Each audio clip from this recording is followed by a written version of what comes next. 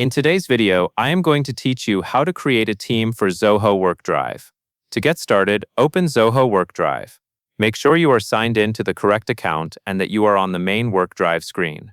You can do this in your web browser, and the layout is usually very similar across accounts, so you should be able to follow along easily.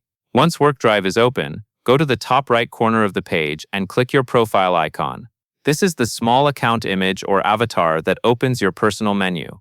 Clicking it will reveal account and navigation options that relate to your WorkDrive settings and collaboration tools. After the menu opens, look toward the sidebar and select the option for Group.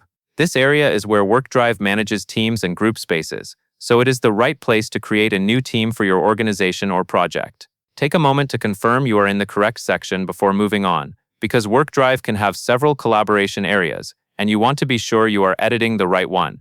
Next, choose Team Details, or select the option to add a new team if you see it. Team Details is where you can review existing teams, see information about them, and start the process of creating a new one. If you already have teams set up, you may see a list here. If you are starting fresh, you may see a prompt that makes it obvious where to begin. Now click Create Team or Group. When the naming field appears, enter your team name. Use a name that clearly matches the purpose of the team, such as a department name, a client name, or a project name.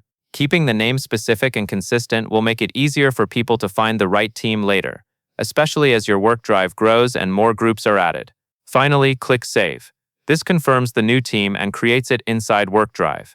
After saving, you should be able to see the team listed in your Groups area, and you can return to Team Details anytime if you need to manage it. That covers everything you need to know.